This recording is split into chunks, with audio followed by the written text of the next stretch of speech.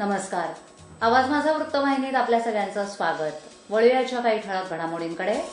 निवडणुकीच्या कालावधीत झालेल्या अनधिकृत बांधकामावर कारवाई करणार ठाणे महानगरपालिका. मंत्र्यांच्या अतिउत्साहामुळे 108 क्रमांक हाताळणाऱ्या वैद्यकीय अधिकाऱ्यांना सहन करावा लागतोय त्रास. आणि यंदाचा उन्हाळा जाणवणार तीव्रतेनं, ठाण्यातही होणार लोड शेडिंग. लोकसभा निवडणुकीच्या कामातून कर्मचारी आणि अधिकारी मोकळे होताच पालिका प्रशासन अनधिकृत बांधकामांच्या विरोधात लगेचच मोहीम हाती घेईल असा इशारा देण्यात आलाय. जानेवारी ते एप्रिल या दरम्यान मोठ्या प्रमाणात अनधिकृत बांधकामं ठाणे महानगरपालिकेच्या हद्दीत तसंच इतर भागातही झाली आहेत. पालिका कर्मचारी आणि अधिकारी निवडणुकीच्या कामात व्यस्त असल्यानं ही बांधकामं झाली आहेत. त्यावर कारवाई करण्यास वेळ मिळाला नाही असं सांगण्यात आलंय. निवडणुकीमुळे पालिका सक्रिय नाही हे पाहून अनधिकृत बांधकाम करणाऱ्यांनी त्याची संधी साधत मोठ्या प्रमाणात इमारती उभ्या केल्या असून बरीचशी बांधकामं आजही सुरू आहेत. पालिकेचे कर्मचारी पुन्हा कामावर आल्यानंतर लगेचच बांधकामांवरील कारवाईची मोहीम हाती घेतली जाईल असं प्रशासनानं सांगितलंय.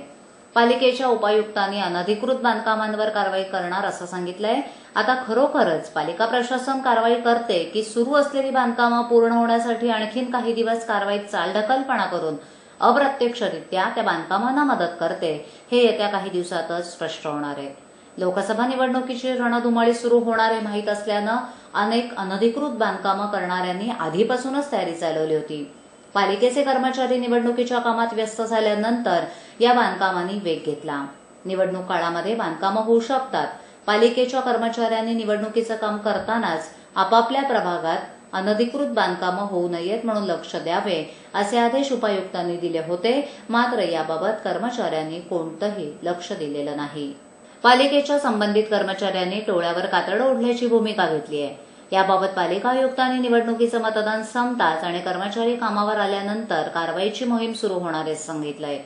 निवडणुकीच्या काळात पोलीस बंदोबस्तही मिळत नव्हता असं कारण देण्यात येत होतं. लोकसभेचे मतदान संपल्यानंतर आता पोलिसांनाही वेळ मिळणार असून पोलीस बंदोबस्त मिळाल्यास मोठी कारवाई होऊ शकते असं पालिकेनं स्पष्ट केलंय. ठाणे महानगरपालिका हद्दीत घर घेताय का? मग ते अनधिकृत तर नाही ना, याची खातर जमा करा. ठाणे महापालिकेतर्फे जनहितार्थ प्रसारित. अंगाची काहिली करणाऱ्या उन्हाळ्यात ठाणे आणि नवी मुंबईकरांना आज शुक्रवारपासून रविवारपर्यंत लोड शेडिंगला सामोरं जावं लागण्याची शक्यता आहे. अकोला ते औरंगाबाद दरम्यानच्या वाहिनीच्या क्षमता वाढीचं काम हाती घेण्यात येत असून या काळात पारेषित होणारी 1000 मेगावॅट वीज प्रभावित होणार असल्यानं नवी मुंबई आणि ठाण्यावर लोड शेडिंग लादलं जाणार आहे. राज्यामध्ये विजेची निर्मिती पूर्व भागात होते, पण विजेची जास्त मागणी मध्य आणि पश्चिम भागात असते. या वाहिनीवरून सध्या 1000 मेगावॅट विजेचं वहन होतं. मात्र या वाहिनीची क्षमता वाढल्यानंतर हे प्रमाण 2000 मेगावॅट होईल. या कामासाठी 8 दिवसांचा अवधी लागणार होता, पण ऐन उन्हाळ्यामध्ये विजेअभावी होणारे नागरिकांचे हाल होऊ नयेत यासाठी अत्याधुनिक यंत्रसामुग्रीद्वारे हे काम केलं जाणार आहे. ते नेमकं किती तासासाठी असेल हे मात्र सांगण्यास महावितरणच्या सूत्रांनी नकार दिलाय. लोकसभा निवडणुकीदरम्यान मंत्र्यांनी वृत्तवाहिन्यांना देण्यात आलेल्या मुलाखतीतून आणि जाहीर प्रचार सभांमधून आपल्या कामाचा उदोउदो करताना 108 क्रमांक लावा, तुमच्या दारात अर्ध्या तासात रुग्णवाहिका पोहोचते की नाही हे बघा असं आवाहन वेळोवेळी केलं.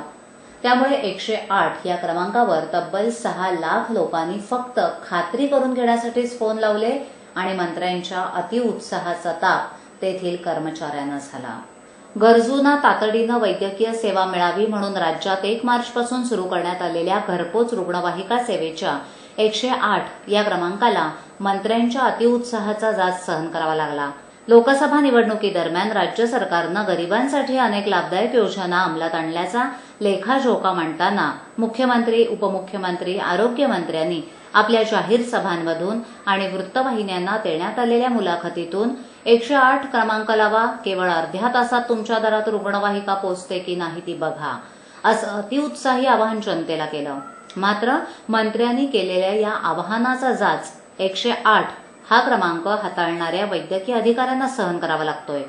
गेल्या महिन्याभरात 108 या क्रमांकावर तब्बल 6 लाख लोकांनी फक्त हा क्रमांक लागतो की नाही हे पडताळण्यासाठीच फोन केलेत. त्यामुळे खऱ्या गरजू लोकांना मात्र हा क्रमांक सतत व्यस्त असल्याचा जाच सहन करावा लागतोय. 108 हा क्रमांक पूर्णतः मोफत असल्यानं अनेक लोकांनी या क्रमांकावर फोन लावून रुग्णवाहिका मिळेल का, किती वेळेमध्ये रुग्णवाहिका येईल अशी विचारणा करून फक्त टाइमपास केला. अनेकदा रुग्णवाहिका नियोजित स्थळी पोहोचल्यावर तिथे गरजच नसल्याचं लक्षात आलं. प्रचाराच्या सभांमधून दस्तूरखुद्द मंत्र्यांनीच या क्रमांकावर फोन लावण्याचं आवाहन केल्यानंतर हे क्रमांक व्यस्त असणारच अशा प्रतिक्रिया सध्या उमटत आहेत. आवाज माझा पहा इन केबलवर 971 क्रमांकावर रोज रात्री 8 वाजता आणि यूस्कॉड 18 वर 902 क्रमांकावर रात्री 9 वाजता पाहायला विसरू नका आवाज माझा. आपला हक्काचा बालेकिल्ला सोडून अन्य 6 विधानसभा मतदारसंघात महायुती, मनसे किंवा राष्ट्रवादी काँग्रेस आघाडी यामधील जो उमेदवार दुसऱ्या क्रमांकाची मतं घेईल तो उमेदवार कल्याणचा सुभेदार ठरणार आहे. विजयासाठी उमेदवाराला 2,50,000 ते 60,000चा जादुई आकडा पार करावा लागणार आहे. आतापर्यंत उमेदवाराच्या विजयाचं भवितव्य ठरवणारा केंद्रबिंदू डोंबिवलीत असायचा. यंदा प्रथमच मोदी लाटेमुळे हा केंद्रबिंदू मुंब्र्याकडे सरकलाय. राष्ट्रवादीच्या आनंद परांजपे यांची सारी विस्त मुंब्रा इथे. त्यांना किती आघाडी मिळते यावर अवलंबून आहे. त्यांना तिथे कमी आघाडी मिळाली तरच शिवसेनेला कल्याणचा बालेकिल्ला राखता येणार आहे. नव्यानं वाढलेली नवतरुण किंवा नवमतदारांची 2,52,000 मतं विजयी उमेदवाराचं भवितव्य ठरवणार आहेत. विजयी होणारा कुणीही उमेदवार किमान 20 ते 25 हजारांच्या फरकानं विजयी होणार आहे. कल्याण लोकसभा मतदारसंघात यावेळी 8,27,375 मतदान झालं. 2009च्या लोकसभा निवडणुकीच्या वेळी कल्याण मतदारसंघात 5,75,000 मतदान झालं होतं. त्यामुळे वाढलेला 2,52,000 मतदार यावेळी निर्णायक भूमिका बजावणार आहे. कल्याण लोकसभा मतदारसंघात अंबरनाथ, उल्हासनगर, कल्याण पूर्व, डोंबिवली, कल्याण ग्रामीण आणि कळवा मुंब्रा हे विधानसभेचे 6 मतदारसंघ आहेत. त्यापैकी उल्हासनगर सोडलं तर 5 विधानसभा मतदारसंघात लोकसभेसाठी यावेळी प्रत्येकी सुमारे 1,39,000 ते 1,51,000 दरम्यान मतदान झालंय. प्रत्येक मतदारसंघातून महायुती, मनसे किंवा आघाडीपैकी कुणीही जो उमेदवार 40 ते 50,000 मताधिक्य मिळवून पुढे जाईल तो उमेदवार विजयाची पताका फडकवणार आहे. या तिन्ही मतदारसंघामध्ये जो उमेदवार सतत दुसऱ्या क्रमांकावर राहून आपल्या हक्काच्या बालेकिल्ल्यात 60 ते 70 हजारांहून अधिक मतं घेण्याची बाजी मारेल त्या उमेदवारालाही कल्याणच्या सुभेदारीचा मान मिळणार आहे.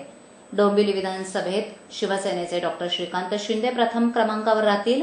कल्याण ग्रामीण मतदारसंघात महाराष्ट्र नवनिर्माण सेनेचे प्रमोद पाटील आणि कळवा मुंब्रामध्ये आघाडीचे आनंद परांजपे आघाडीवर असणार आहेत.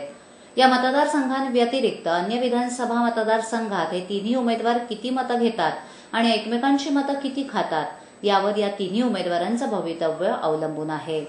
या 3 पक्षीय उमेदवारांव्यतिरिक्त अन्य आप, बसपासारखे अपक्ष उमेदवार एकूण 70 ते 80 हजार मतांचे धनी होणार आहेत.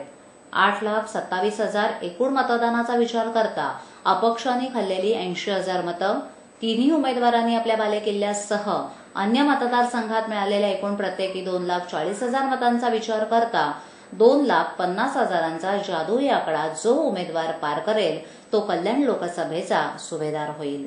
बाबा उद्या फी भरावीच लागणार. पैसे पाठवू कसे? सोपं. TJSB मध्ये खातं आहे? हो आहे. गुड. एटीएम कार्ड आहे? मग पैसे इथल्या शाखेत टाका आणि त्याला कुठल्याही एटीएम मधनं काढायला सांगा. बँक नेटवर्कच्या कुठल्याही एटीएम मध्ये तुम्ही TJSBचे एटीएम कार्ड वापरू शकता. बाबा पैसे मिळाले. आता बँकिंग इज नो टेन्शन यार.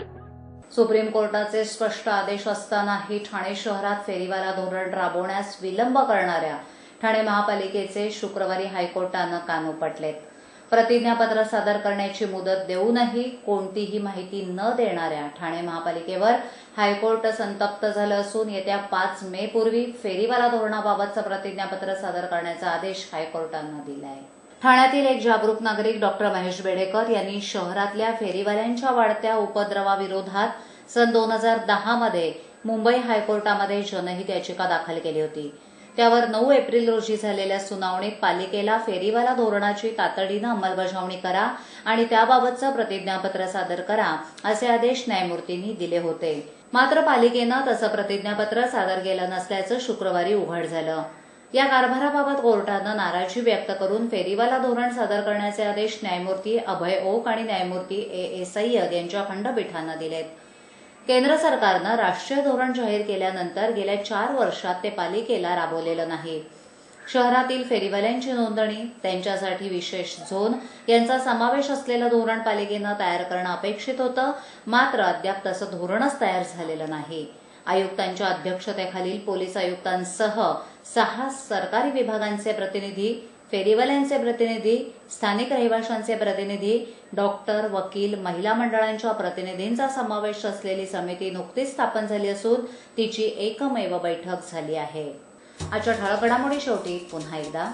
निवडणुकीच्या कालावधीत झालेल्या अनधिकृत बांधकामावर कारवाई करणार ठाणे महानगरपालिका.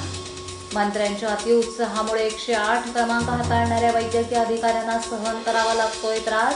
आणि यंदाचा उन्हाळा जाणवणार तीव्रतेनं, ठाण्यातही होणार लोड शेडिंग.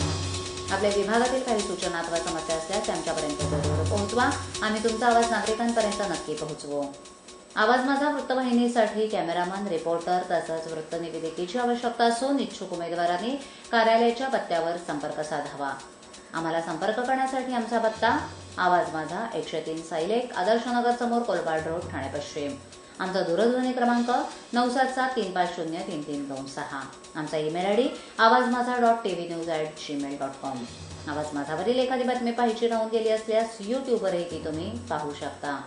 तर मग उद्या पुन्हा भेटू याच वेळी याच ठिकाणी काही नवीन घडामोडींसह आवाज माझा वृत्तवाहिनीत. तोपर्यंत नमस्कार.